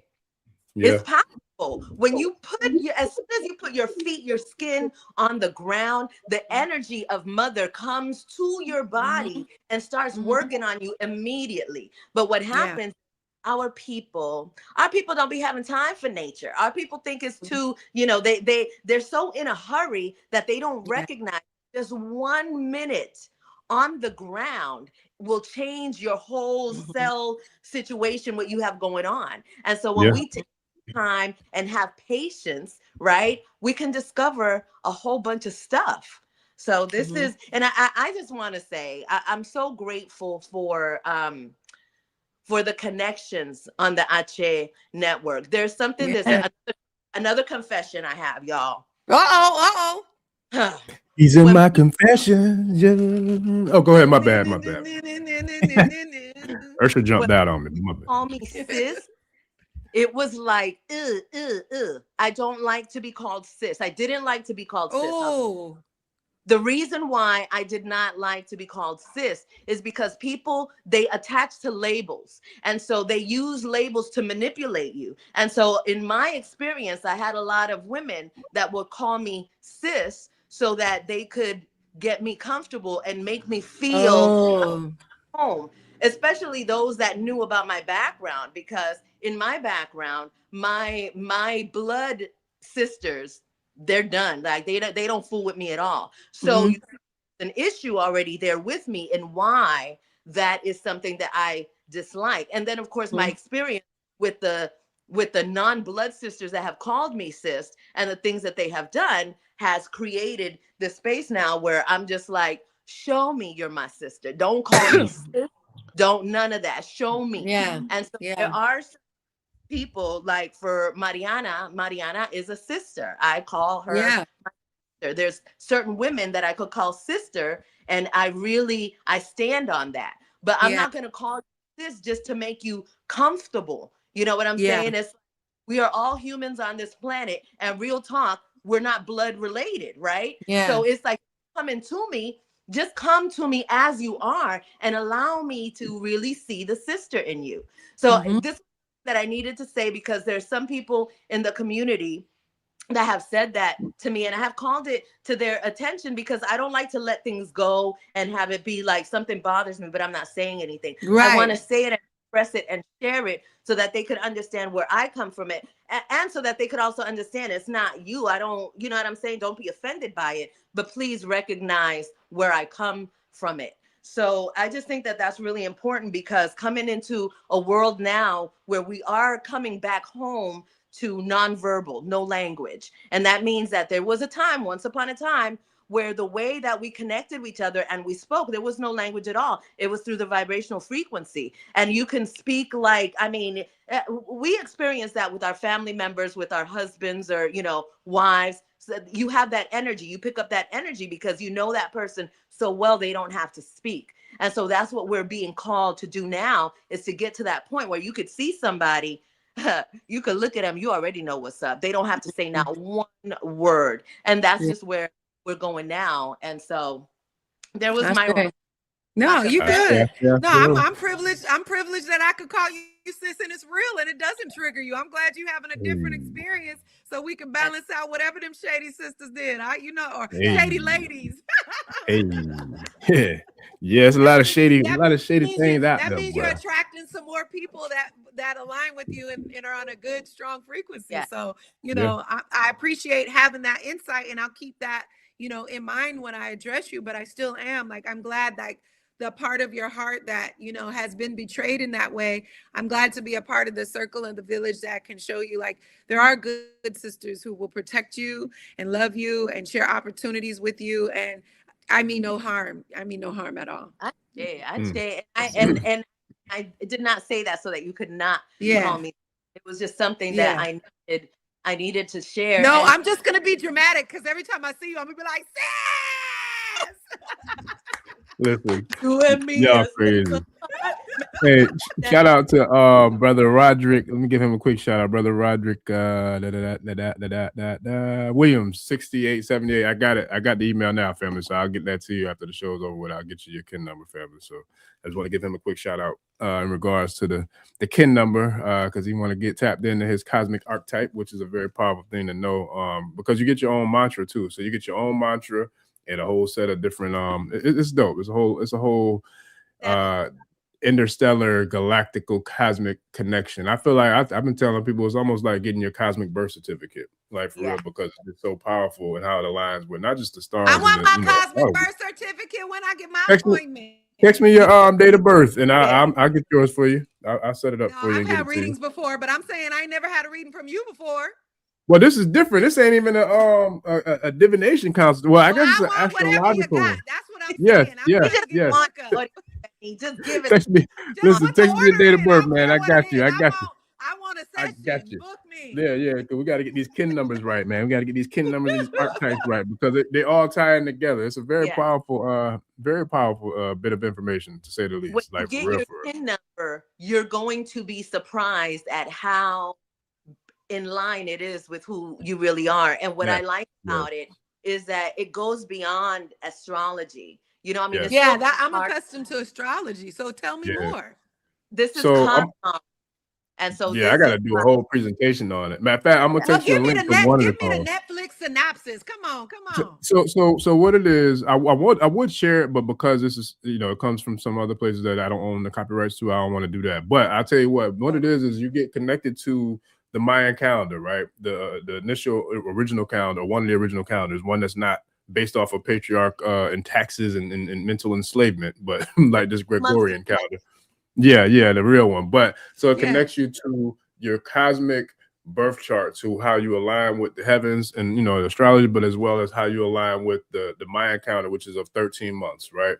And then it gives you, and honestly, it is like you said, one of y'all, I forgot I said it was a divination. It's to me, for those who have been through any type of I guess initiation rites in the spiritual realm or spiritual space.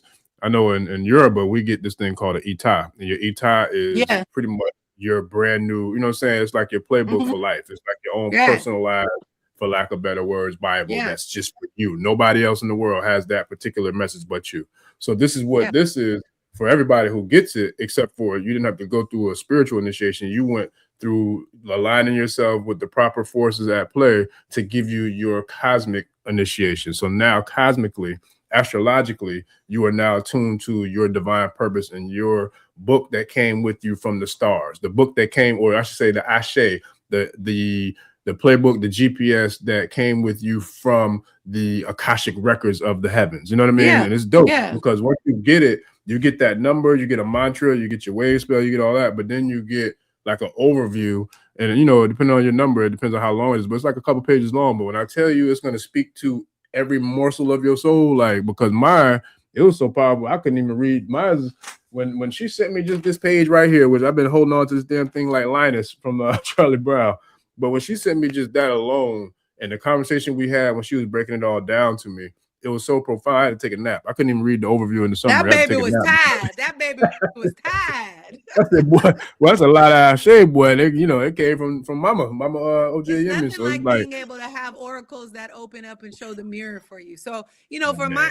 I want a reading of all kinds. You know what I'm Yeah. saying? I'm Oh, open yeah. to all the readings. Any of the information that's going to help me know thyself, I'm open Yes. to it. And I'm Yeah. open from different cultures and backgrounds.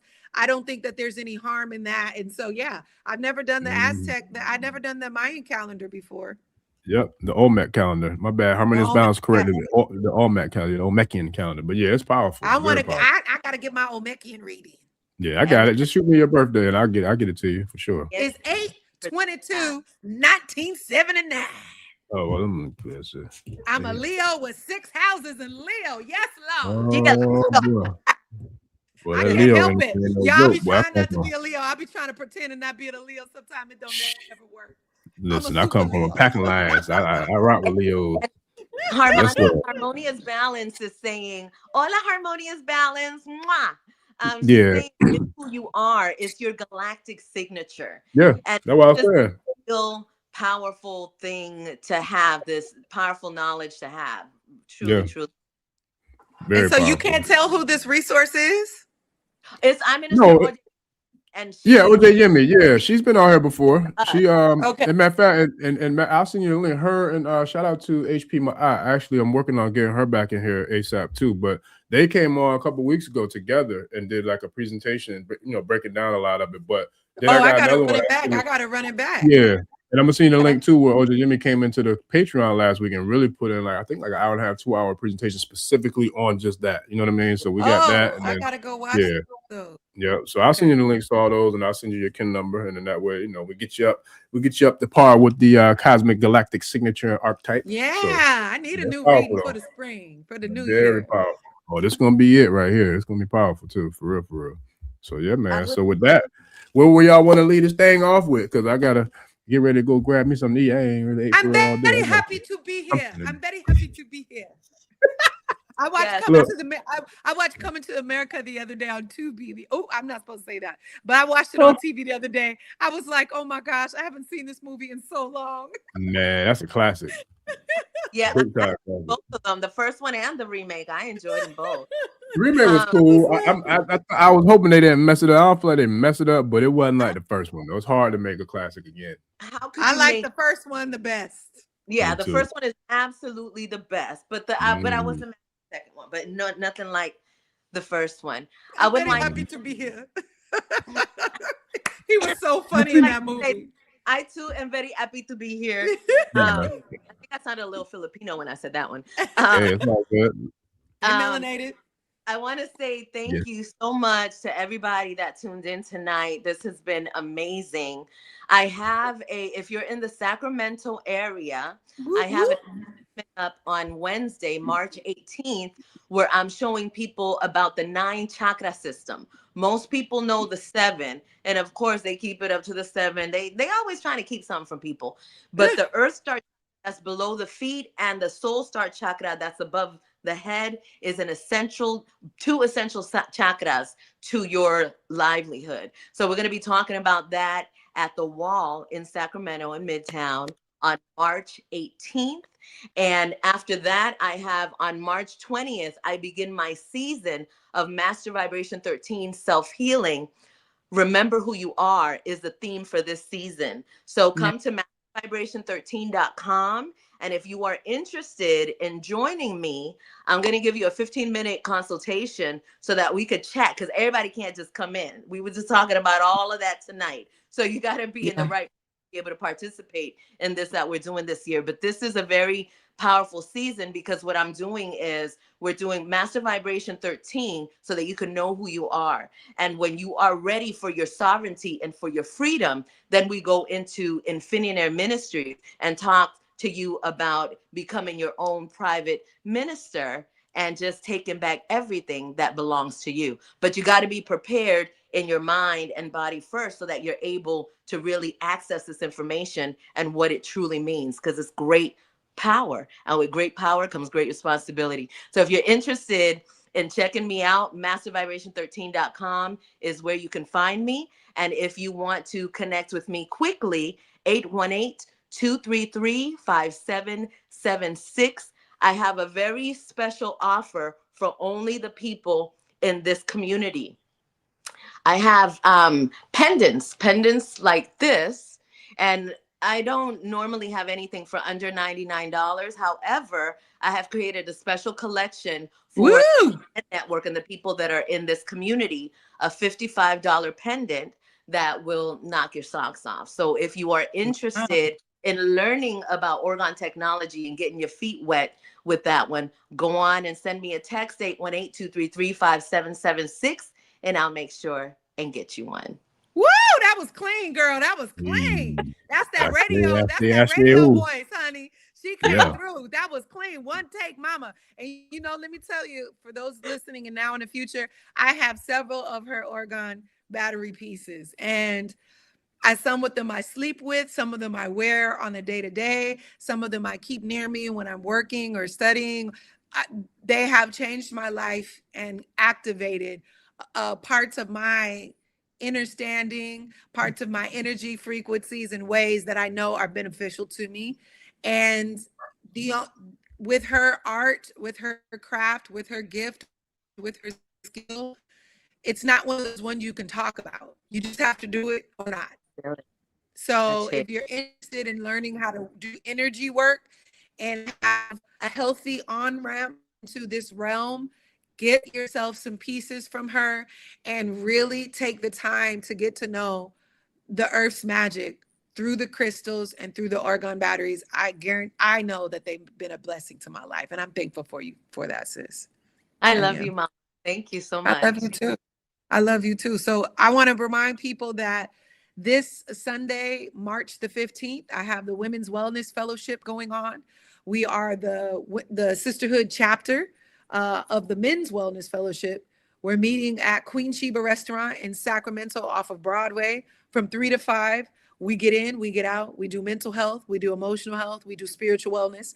It's non-denominational, so it doesn't matter what your particular faith-based walk is. We come in as women who are ready to decompress the stress, who are ready to reaffirm themselves, do some mental health activities, do some networking and sisterhood activities, and then we out. So you're welcome to come to that. And then on the Monday, March 30th, we'll be having our first round at the Black Panther Party Museum in Oakland. So you can go to Eventbrite for either one. The events are free. You know, you can bring some change to get yourself some drink and some beverage or, you know, some food. But I look forward to seeing you there.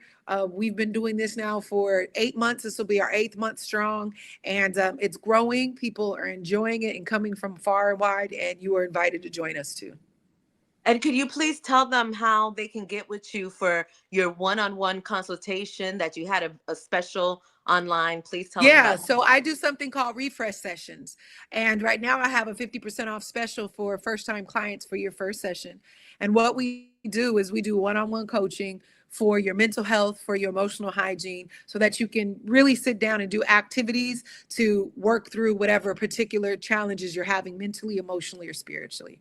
And so that can include doing shadow work. That can include doing inner child healing. That can be goal setting. That can be changing some behaviors and habits and having some tools to overcome that. So I tell people, and I'm very clear, I'm not a psychologist. I'm not a psychiatrist. I'm not here to diagnose you, and I don't want to give you a prescription. My job is to serve as a coach, to agitate your greatness, to help you be self-aware, to decompress the emotions, but ultimately walk away with a plan of action that you can do to recommit to yourself and change some of the patterns and have new experiences that you want to design for yourself.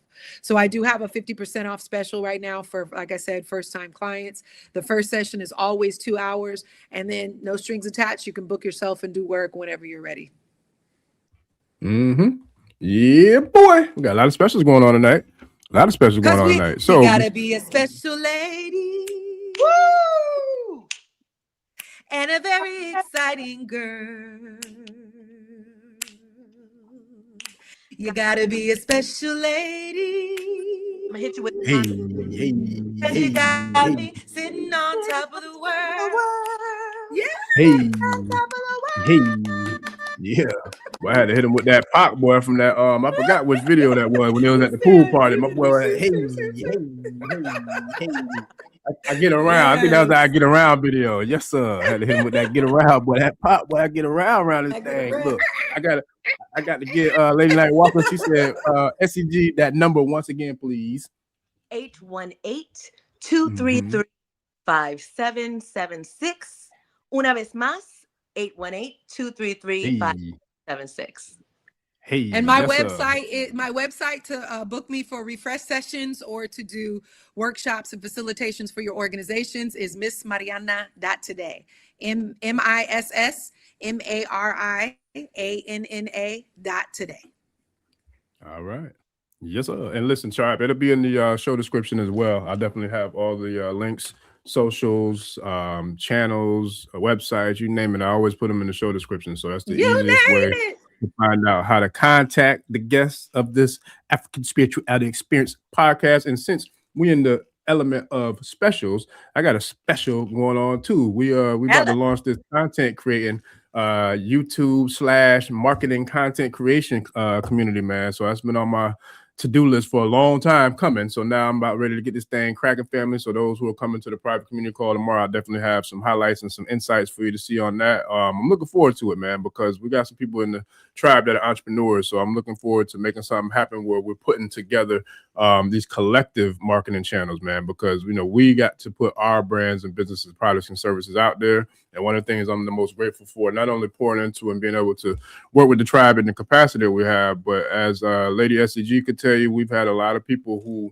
have benefited, from their business and their products and goods and services, all by just being a guest on the channel. So at the end of the day, and myself, I can't speak to how many people have supported, whether they bought books, whether they bought consultations, whether they bought merch, whether they bought t-shirts, you name it, man. I can't thank y'all enough for all of the support. So with that being said, my goal now is to teach other people how to do the same thing, man, because understand we divided we fall, and we need our own independent revenue streams, multiple by the way, expeditiously. So I look forward to sharing that, with the tribe, man, for real, because a lot of people who want to do YouTube, but haven't figured out how to do it, or know the approach to do it, have the strategies to do it. So I want to share that with those who are willing to, put in the work, man, to make it happen. Because ultimately, when we started, I want to show y'all we're going to monetize the channel within 6 months' time. Really, I feel like we can do it in less than that, but we're going to do it in 6 months' time. I'm going to show you step by step from scratch, how to get that thing cracking. So for those who are interested in learning this content creation, especially with YouTube, holla at your boy, man, because we're definitely going to have a lot of things popping for that. So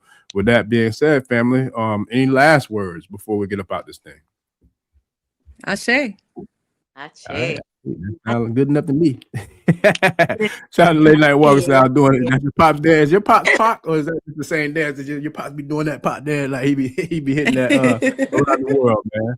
Listen, and shout out to you two again, both of y'all, really, because both of y'all done lined me up with some dope future guests. So boy, I ain't gonna speak on it yet, but I can't wait to get them up in this thing. Boy, we got some heat coming through.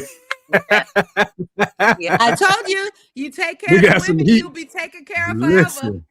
Linda, they ain't never lied, boy.